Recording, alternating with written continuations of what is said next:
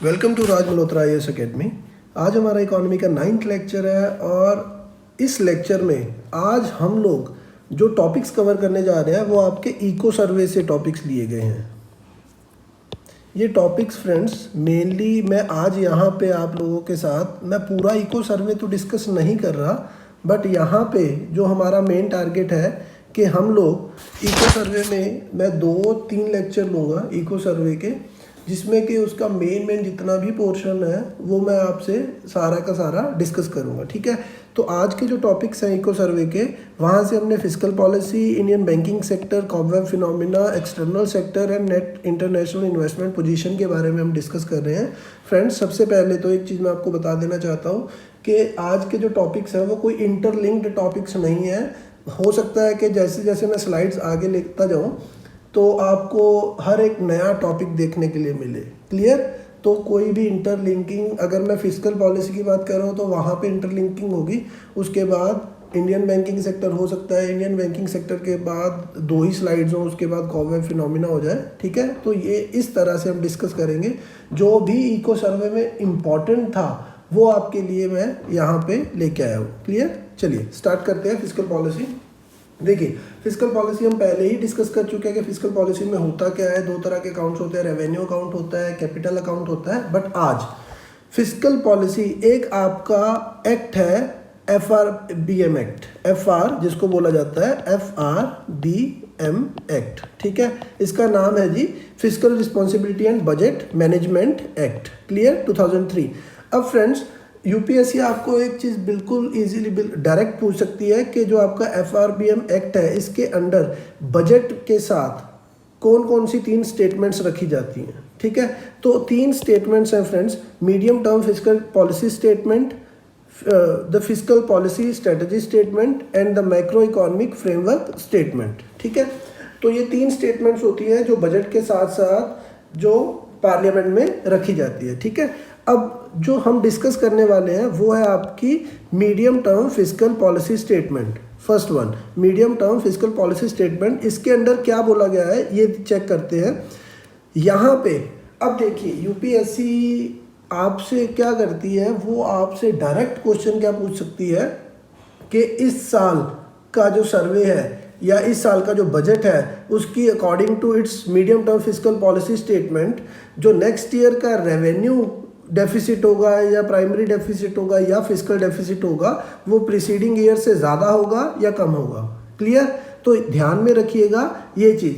अब ये स्लाइड मैं आपके लिए क्यों लेके आया हूँ फ्रेंड्स, ये देखिए हमारे पास अलग अलग तरह के डेफिसिट्स हैं, fiscal deficit, primary revenue and central government debt. Clear?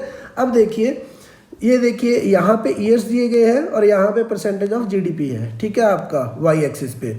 अब अगर देखा जाए, ये देखिए ये मीडियम टर्म है और ये कितने सालों के लिए दी गई है, tentatively for 4 years, 18, 19, 90, 20, 20, 21, 21 and 22। Clear? अब आपसे पूछा क्या जा सकता है कि according to medium term fiscal policy statement the fiscal deficit in the year of 1920 would remain same और इट विल डिक्रीज और इट विल इंक्रीज। तो यहाँ पे एक चीज़ देखिए, अगर मैं ये 2 साल डिस्कस करूँ आपसे तो हो क्या रहा है, जितने भी हमारे डेफिसिट्स हैं, डेफिसिट्स चाहे वो आपका सेंट्रल गवर्नमेंट डेट हो वो भी नीचे आ रहा है यहाँ पे देखिए। उसके बाद फिस्कल डेफिसिट है वो भी 3.4 से 3.3 आ रहा है। उसके बाद ये आपका प्राइमरी डेफिसिट वो इट विल रिमेन सेम। तो अब यूपीएससी आपको 2 जगह पे फंसा सकती है फ्रेंड्स। एक तो हो सकता है वो आपसे पूछ ले रेवेन्यू डेफिसिट। तो रेवेन्यू डेफिसिट में फ्रेंड्स यहाँ पे देखिए लास्ट ईयर 18-19 में ये 2.2 दिखा रहा है और 19-20 में रेवेन्यू डेफिसिट आपका बढ़ रहा है। बाकी जितने भी आपके डेफिसिट्स हैं वो कम हो रहे हैं और जो आपका रेवेन्यू डेफिसिट है उसको इंक्रीज, मतलब थोड़ा सा अपवर्ड गया है वो। ठीक है, तो यहाँ पे आपसे एक तो यूपीएससी आपको यहाँ पे फंसा सकती है, उलझा सकती है। दूसरा कि according to this statement primary deficit will decrease और increase, no it will remain same. ये देखिए यहाँ पे। ठीक है, तो ये 2 चीज़ें आपको याद रखनी है जो आपके बजट में भी आई है और ये सर्वे में भी आया है आपका। एक रेवेन्यू डेफिसिट ध्यान में रखिएगा यहाँ पे इस स्लाइड में और एक प्राइमरी डेफिसिट। क्लियर? चलिए नेक्स्ट। अब चलते हैं यहाँ से, की टेक अवेज मैंने आपको जो पीछे समझाया वहीं हमने यहाँ पे लिखा हुआ है, ठीक है, कि रेवेन्यू डेफिसिट जो रहेगा वो बढ़ रहा है आपका। क्लियर, आगे चलते हैं।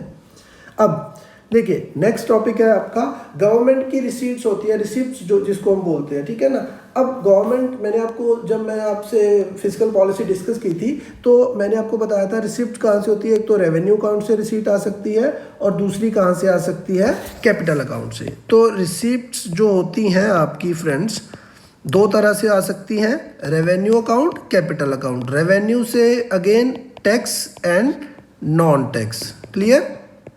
और यहाँ कैपिटल से एक तो डेट, वो रिसीट्स जिसके थ्रू डेट बनता है, और दूसरी है जी आपकी नॉन डेट, ठीक है। तो ये चार तरह की आपकी रिसीट्स हो सकती हैं। क्लियर। अब आगे चलते हैं। अब सबसे पहली बात, हम अगर रेवेन्यू टैक्स रिसीट्स की बात कर ले, ये first component tax revenue receipts. Clear. तो याद रखिएगा फ्रेंड्स, सबसे पहले तो ये आपका इनडायरेक्ट टैक्स दिखा रहा है येलो में, और ब्लू में आपके पास डायरेक्ट टैक्स है। तो एज पर गवर्नमेंट जो भी है, direct tax is more than indirect tax. सबसे पहले तो याद रखिएगा, यहीं पे पूछा जा सकता है, क्योंकि हम लोगों को जनरली लगता है कि जीएसटी बहुत ज़्यादा गवर्नमेंट इकट्ठा कर रही है, तो हो सकता है कि जीएसटी के कारण इनडायरेक्ट टैक्स काफ़ी ज़्यादा हो। नहीं, direct tax is always greater than indirect tax. Clear. अब ये हो गई बात। इसके बाद जो आगे क्वेश्चन पुट किया जा सकता है आपके, वो है कि डायरेक्ट टैक्स में हाईएस्ट टैक्स कलेक्शन कहाँ से होती है। तो फ्रेंड्स, डायरेक्ट टैक्स में हाईएस्ट टैक्स कलेक्शन हमेशा ही आपकी कॉर्पोरेट टैक्स होता है। हमेशा ही इंडिया के केस में कॉर्पोरेट टैक्स है, और दूसरे नंबर पे कौन आता है, आपका इनकम टैक्स। ठीक है।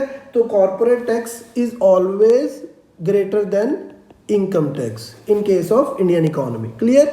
तो ये दोनों क्लियर हो गए आपको। Direct tax is always greater than indirect tax, और डायरेक्ट में आपका कॉर्पोरेट टैक्स हमेशा ज़्यादा होता है आपके किससे, इनकम टैक्स से। क्लियर। इसके बाद इनडायरेक्ट टैक्स की अगर बात कर ली जाए, तो इनडायरेक्ट टैक्स में हाईएस्ट कौन पे कर रहा है, कलेक्ट कर रहा है, जीएसटी। उसके बाद नेक्स्ट किसकी टर्न आती है, यूनियन एक्साइज ड्यूटीज की। ठीक है। तो सबसे ज़्यादा GST, then after union excise duty, and then after customs. तो ये तीन जो है ये इनडायरेक्ट टैक्स में कंट्रीब्यूट करते हैं, और ये आपके लिए जानना इसलिए ज़रूरी है कि फ्रेंड्स, आपको डायरेक्टली यूपीएससी पूछती है कि आपका indirect tax collection is highest from customs और आपका excise tax and all. Clear. तो ये क्लियर दिमाग में बिठा लीजिए ये स्लाइड। क्लियर है। आगे चलते हैं। अब as a percentage of GDP, बड़े इजीली यूपीएससी आपसे ये भी पूछ सकती है कि कौन सा tax as a percentage of GDP highest collection है, किस टैक्स की।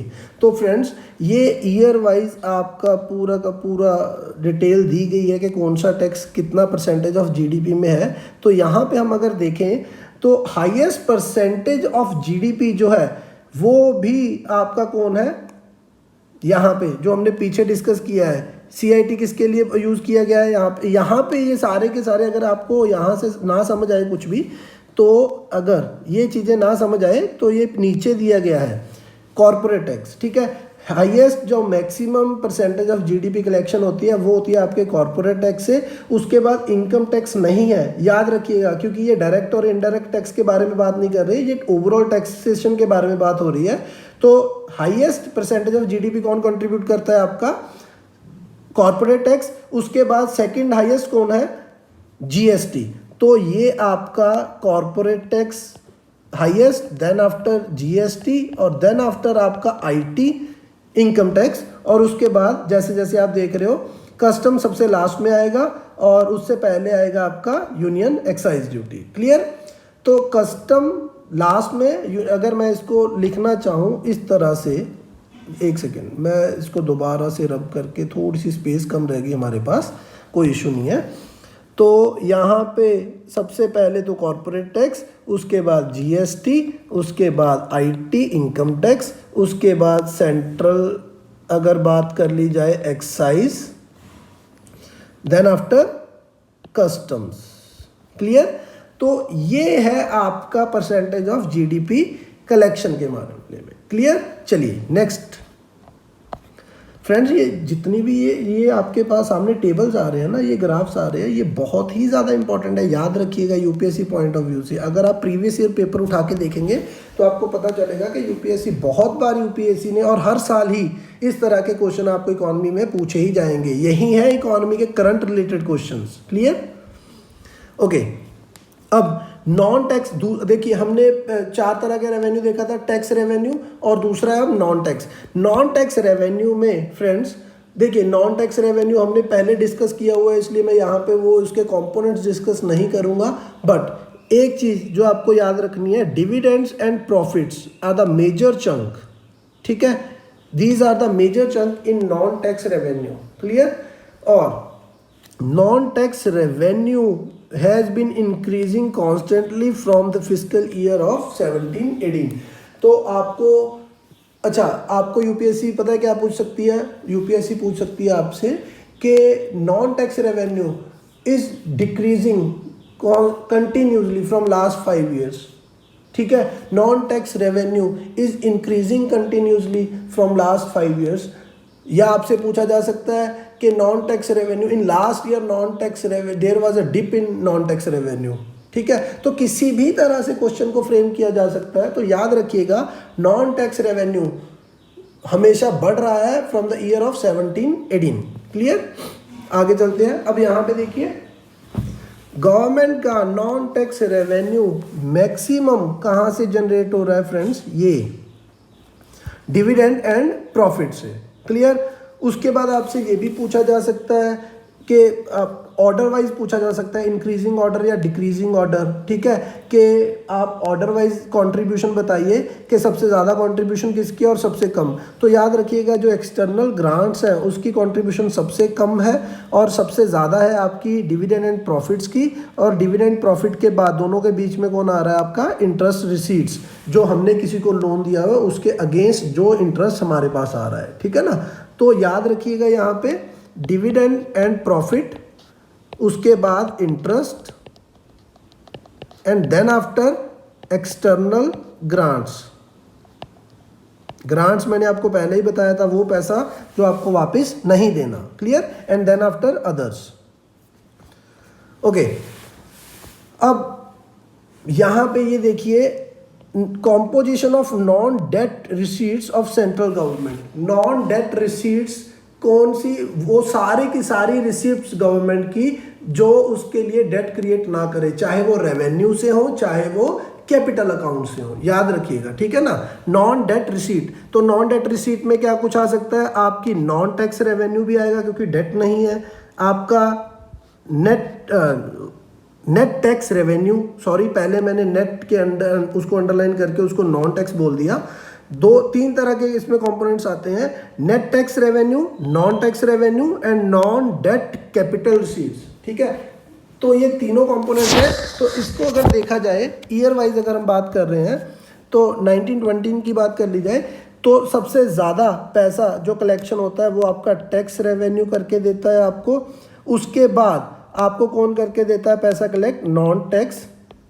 उसके बाद जो आपके पास पैसा आता है वो कहाँ से आता है? आपका नॉन डेट कैपिटल रिसीट से। ये याद रखिएगा। क्लियर? तो ये जो आपका ग्राफ है ये दिखा रहा है आपका कि गवर्नमेंट की टोटल जो कलेक्शन है पैसे की वो किस तरह से हो रही है। क्लियर है जी? आगे चलते हैं। अच्छा, की टेक अवेज। अब यहाँ पे देखिए, non tax revenue receipts as a component of total receipts have been steadily growing, जैसा कि हमने पहले डिस्कस किया है। ठीक, दूसरा क्या है? Non debt capital receipts. कौन से कंपोनेंट? ये वाले जो आपके सामने ये सबसे लेफ्ट साइड पे दिख रहे हैं, ये वाले कंपोनेंट्स। ठीक है, क्लियर? तो यहाँ पे क्या है? Non debt capital receipts as a component of total receipts have been decreasing. देखिए, कुछ समझ में आ रहा है? नॉन टैक्स रेवेन्यू रिसीट तो आपकी बढ़ रही है, बट उसी time non debt capital receipts जो है वो आपकी कम हो रही हैं, ठीक है। तो इसका मतलब क्या है कि अब जितना पैसा कैपिटल में आ रहा है वो ज़्यादातर कहाँ से आ रहा है, डेट क्रिएटिंग, जो आपका डेट आपके ऊपर चढ़ रहा है, ठीक है ना। चलिए नेक्स्ट, अब रेवेन्यू एक्सपेंडिचर। फ्रेंड्स याद रखिए, जैसे कि मैंने आपको पहले भी बताया कि यार यूपीएससी कुछ भी पूछ सकती है आपसे, सिंगल कंपोनेंट पूछ सकती है कि रेवेन्यू एक्सपेंडिचर में highest revenue government of India का कहाँ पे यूज़ होता है या लोएस्ट कहाँ पे यूज़ करती है। तो देखिए ये कंपोनेंट वाइज दिए गए हैं, salaries, pension, interest payment, major subsidies and defence services, ठीक है। अब डिफेंस सर्विसेज में याद रखिएगा कैपिटल, हमने ये डिफेंस सर्विसेज पढ़ा था कैपिटल में, ठीक है। बट डिफेंस सर्विसेज पर्सनल की जो सैलरीज एंड ऑल है वो कहाँ से जाती है जी, आपका रेवेन्यू से। और वहाँ पे जो भी इक्विपमेंट आपने परचेज करना है, कुछ भी मशीनरी परचेज करनी है, वो जाती है कहाँ से, आपकी कैपिटल से। क्लियर।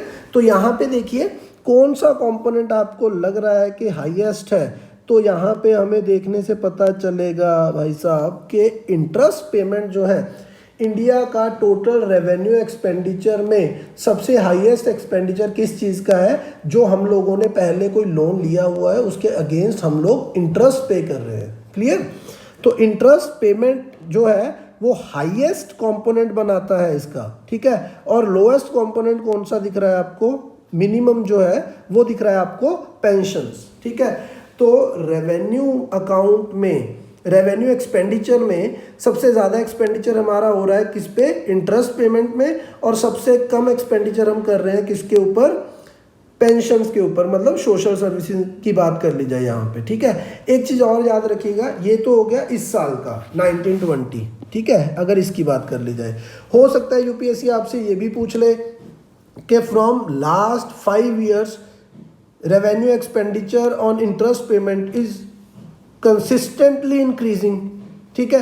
तो उसके लिए हमें ये चीज़ देखनी पड़ेगी कि पिछले 4-5 सालों में क्या है, yes it is consistently increasing from last 5 years, ठीक है। तो हो सकता है कोई भी सैलरीज के बारे में आपसे पूछ लिया जाए, पेंशन के बारे में पूछ लिया जाए, कुछ भी पूछा जा सकता है। तो याद रखिएगा ये ऑर्डर 5 years ऑर्डर भी याद रखना है हमें, और हमें इस ईयर का मैक्सिमम और मिनिमम भी याद रखना है। क्लियर। नेक्स्ट चलिए, अब एक और इस साल के सर्वे में वर्ड यूज किया गया है, एक्स्ट्रा बजटरी रिसोर्सेज। ये एक टर्म यूज की गई है फ्रेंड्स, तो मुझे लगता है कि आपको इसके बारे में पता होना चाहिए, क्योंकि हो सकता है यूपीएससी आपको डायरेक्टली इसके बारे में पूछ ले कि what is the meaning of extra budgetary resources. अब क्या होता है, सेंट्रल पीएसयूज हैं, तो सेंट्रल पीएसयू को वर्किंग के लिए पैसा चाहिए, तो क्या होता है कई बार ना वो डेट लेती हैं, बाहर से पैसा उठाती हैं, ठीक है। तो extra budgetary resources are those financial liabilities that are raised by public sector undertaking। public sector undertaking पैसा उठा लेती है, बट उस पैसे को वापस कौन करता है, गवर्नमेंट करती है, ठीक है, with interest। these liabilities that are raised by public sector undertaking for which the repayment of the entire principal and interest is done from the central government budget। clear। पैसा उठा कौन रहा है, सेंट्रल पीएसयू पैसा उठा रही है, but उस पैसे का वापस कौन कर रहा है, उसका भुगतान कौन कर रहा है, वो कर रहा है आपकी सेंट्रल गवर्नमेंट, ठीक है। अब एक चीज जो आपको ध्यान में देनी है यहाँ पे, these extra budgetary resources are not taken into account while calculating fiscal deficit. याद रखिएगा, फिस्कल डेफिसिट जब भी गवर्नमेंट ऑफ इंडिया का काउंट होता है, मैंने आपको बताए थे डेफिसिट्स भी, तो उसमें फिस्कल डेफिसिट जो था आप याद कीजिए पहले। तो फिस्कल डेफिसिट में जब हम उसको काउंट करते हैं तो ये एक्स्ट्रा बजटरी रिसोर्सेज हम कभी भी काउंट नहीं करते वहाँ पे।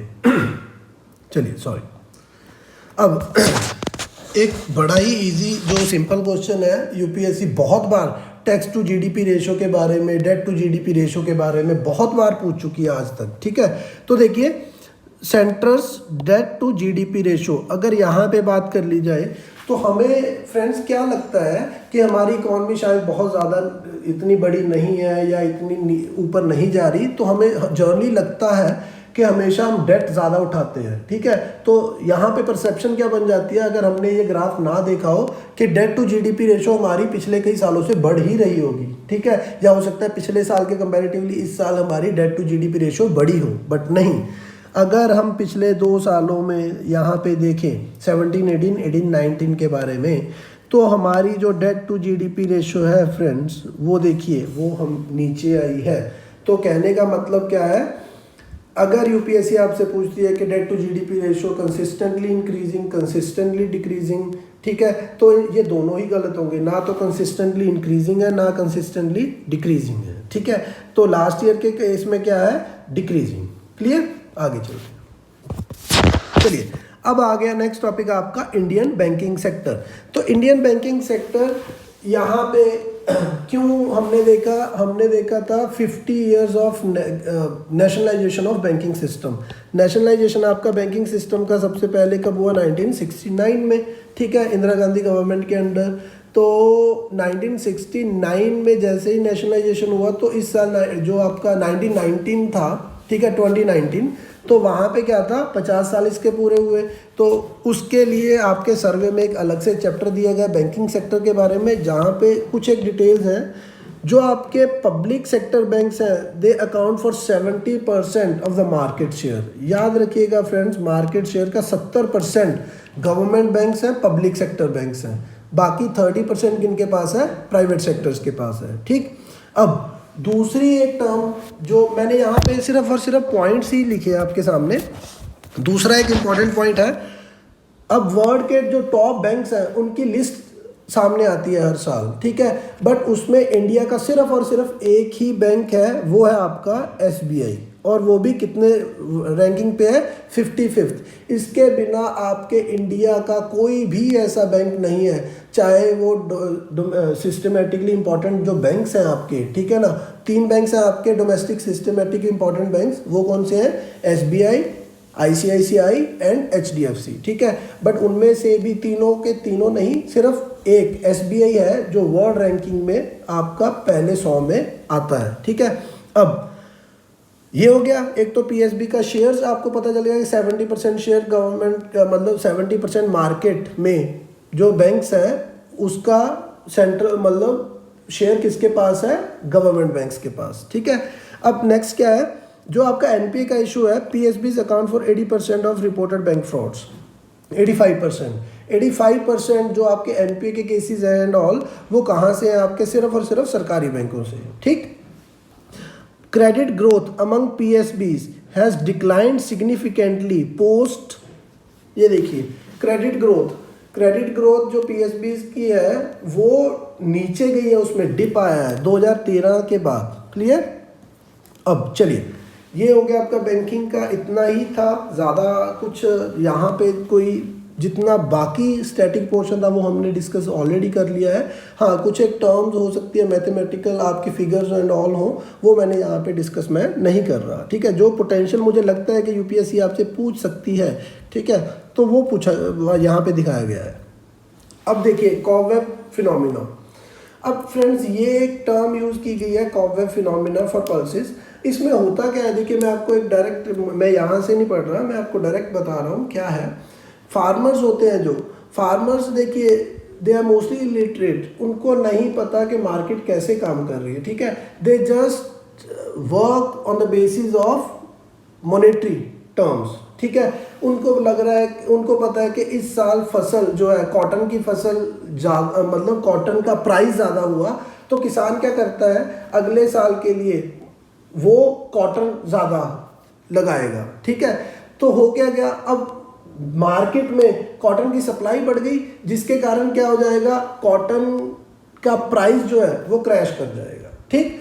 अब हो क्या गया, किसान को नहीं पता, अब प्राइस क्रैश कर गया, लेट्स से इस साल प्राइस क्रैश कर गया, तो कि अगले साल किसान क्या कहेगा कि नहीं यार, पिछले साल कॉटन का प्राइस नहीं मिला इसलिए हम कॉटन नहीं लगाएंगे। तो हुआ क्या, सप्लाई कम होगी नेक्स्ट ईयर मार्केट में। अब जब सप्लाई कम होगी तो डिमांड मिसमैच होगी, तो उसके कारण कॉटन का प्राइस फिर बढ़ गया, ठीक है। बट किसान को क्या हुआ कि यार मुझे नुकसान हो गया, मैंने कॉटन लगाई नहीं इस बार, तो इस बार कॉटन क्या हो गया, उसका प्राइस बढ़ गया। तो ये एक लूप है, ये इस लूप को क्या बोला जाता है, कॉबवेब फिनोमिना। इस लूप में क्या होता है कि प्राइसेस फ्लक्चुएट करते रहते हैं, क्यों, डिमांड एंड सप्लाई के कारण, ठीक है। तो ये है आपका कॉबवेब फिनोमिना। क्लियर। आगे चलते हैं, एक्सटर्नल सेक्टर की बात कर ली जाए फ्रेंड्स, एक्सटर्नल सेक्टर मतलब जब मैंने आपसे बात की थी बैलेंस ऑफ पेमेंट की बात हम जनरली करते हैं यहाँ पे, ठीक है। तो बैलेंस ऑफ पेमेंट में सबसे पहले बात कर ली जाए करंट अकाउंट डेफिसिट। तो मैं आपको एक चीज़ बता दूँ सॉरी, इंडिया जो है कंटिन्यूसली करंट अकाउंट डेफिसिट में तो हम रहते ही रहते हैं, ठीक है ना। तो ये पहले था 1970s में कुछ एक टाइम के लिए कि कभी हम करंट अकाउंट हमारा पॉजिटिव हुआ, बट देन आफ्टर कंटिन्यूसली जो है हमारा करंट अकाउंट डेफिसिट में ही रह रहा है, ठीक है। तो यूपीएससी आपसे पूछ सकते हैं वही कि from last 5 years it is continuously increasing, continuously decreasing. तो ये आपके सामने ग्राफ है, आपको दिख ही रहा है सारा कुछ। और अगर हम बात कर लें पिछले 17, 18 और 18-19 की बात कर ली जाए, ठीक है।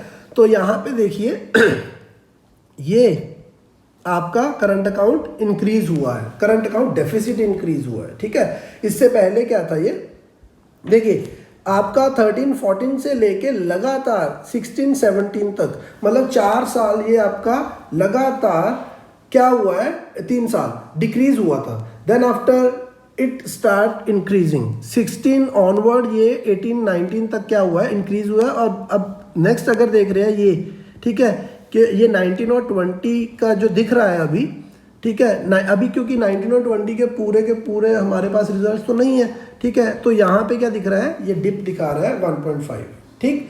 तो आपको 18-19 पूछा जाता है और आपको पिछले 5 साल पूछे जा सकते हैं, 3 साल पूछे जा सकते हैं। तो ये आपको इस तरह से करंट अकाउंट डेफिसिट ध्यान में रखना है। नेक्स्ट, मर्चेंडाइज ट्रेड, ठीक है। अब फ्रेंड्स देखिए करंट अकाउंट में मैंने आपको बताया था 2 तरह के होते हैं, विजिबल, इनविजिबल, ठीक है ना। तो विजिबल में क्या होता है, आपका गुड्स का ट्रेड, ठीक है, तो उसको बोलते हैं मर्चेंडाइज ट्रेड। तो मर्चेंडाइज जो ट्रेड है आपका, करंट अकाउंट डेफिसिट होने का सबसे बड़ा कारण क्या है, deficit in merchandise trade. It is the largest component of India's current account deficit, ठीक है। लार्जेस्ट कंपोनेंट है करंट अकाउंट डेफिसिट का, सबसे बड़ा कारण है आपका जो हमारा गुड्स का डेफिसिट है, गुड्स का जो ट्रेड है उसका डेफिसिट है, ठीक है। अब यहाँ पे एक चीज और याद रखिएगा, China continues to be the largest exporter to India.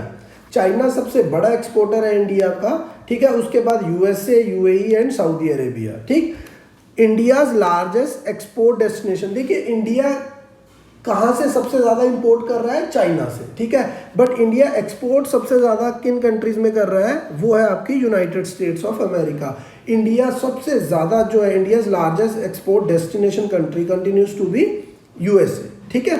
ये याद रखिएगा। अब यहाँ पे देख लेते हैं टॉप 10 ट्रेडिंग पार्टनर्स। हो सकता है यूपीएससी आपसे पूछ ले कि इंडिया का सबसे ज़्यादा ट्रेड किसके साथ होता है, सबसे कम किसके साथ होता है, ठीक है। तो हमें जनरली क्या लगता है, क्यों हम लोगों को लगता है कि हम तो चाइना से ही ज़्यादा ट्रेड करते हैं, नहीं। हाईएस्ट जो trade partner, largest trade partner जो है इंडिया का, वो कौन है जी आपका, वो है आपका यूएसए। ये देखिए 11.3% इसका शेयर है मार्केट का, ठीक है। मतलब जो ट्रेड का, इंडिया और यूएस का ट्रेड, चाहे वो इंपोर्ट है चाहे वो एक्सपोर्ट है, ठीक है, चाहे वो गुड्स है चाहे वो सर्विसेज, क्लियर। तो सबसे बड़ा आपका ट्रेडिंग पार्टनर कौन है इंडिया का, वो है आपका यूएसए इन परसेंटेज, क्लियर। ये सारी फिगर्स आपके पास दी गई है। 10 पहले सिर्फ और सिर्फ 10 फिगर्स ही 10 कंट्रीज की बात की गई है यहाँ पे। ऐसा नहीं है कि स्विट्जरलैंड इज द लोएस्ट, ठीक है। 10 में सबसे लास्ट में आता है ये, क्लियर। आगे चलते हैं। ये वाली जो स्लाइड्स, 1-2 स्लाइड्स हैं आगे, ये आपके लिए ये वाली इंपॉर्टेंट है। वो कैसे, यूएस एंड यूनाइटेड, जो आपका यूएसए एंड यूनाइटेड अरब एमिरात, ठीक है, यूएई, ये 2 ऐसी कंट्रीज हैं जिनके साथ इंडिया हमेशा ही ट्रेड सरप्लस में रहा है, ठीक है। यूएसए एंड यूएई 2 ऐसी कंट्रीज हैं जिनके साथ इंडिया हमेशा ही ट्रेड सरप्लस में रहा है। और इंडिया हमेशा, वो कंट्री जिनके साथ कंटिन्यूसली ट्रेड डेफिसिट में रहा है, वो है आपकी चाइना, ये सारी कंट्रीज, ठीक है। ये वो कंट्रीज है जिनके साथ हमेशा ही डेफिसिट में रहा है फ्रॉम 14 ऑनवर्ड्स।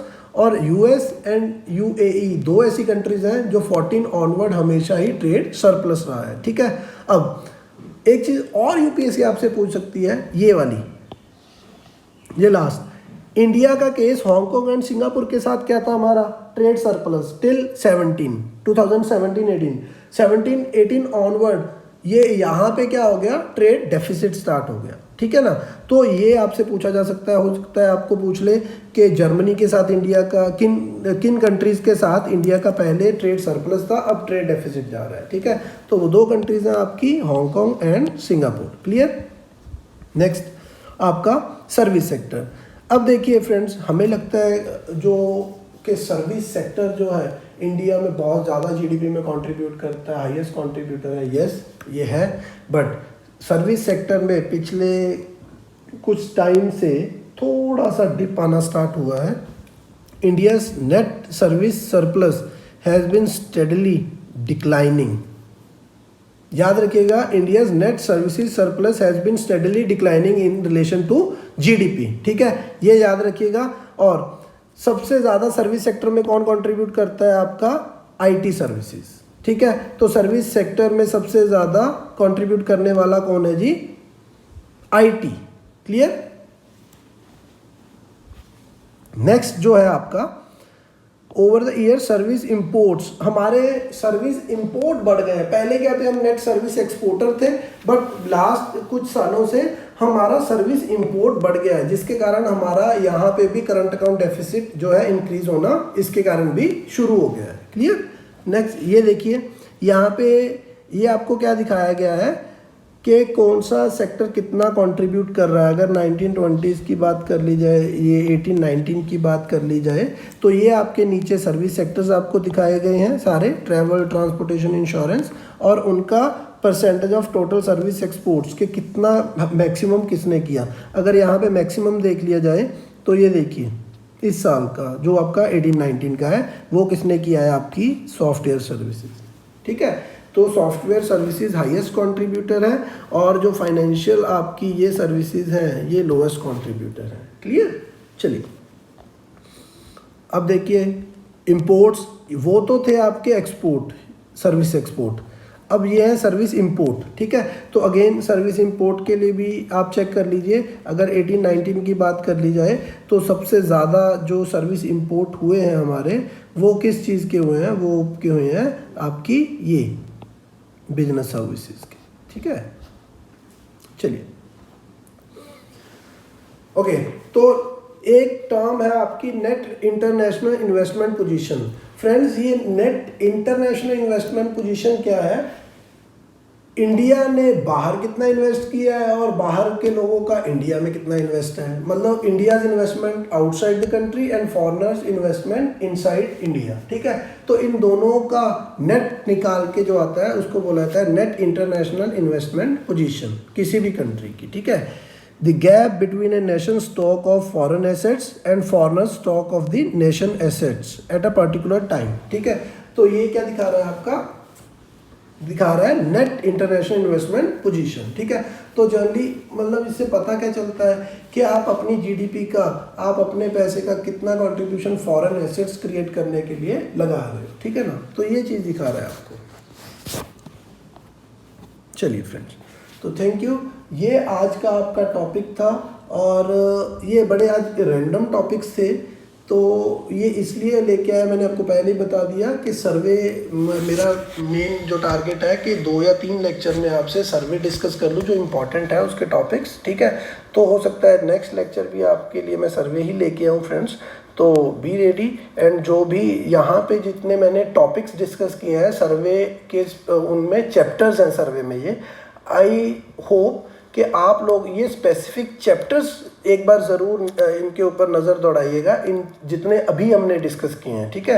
तो हो सकता है कि एज अ ह्यूमन बीइंग मैंने कुछ मिस्टेक कर दी हो, कुछ मिस कर दिया हो जो आपके लिए इम्पॉर्टेंट हो, तो अगर आप पढ़ोगे खुद तो आप ज़्यादा क्लियर कर पाओगे, ठीक है। चलिए नेक्स्ट टाइम मिलेंगे नेक्स्ट लेक्चर में, तब तक के लिए bye bye, take care and stay at home, stay safe. Thank you.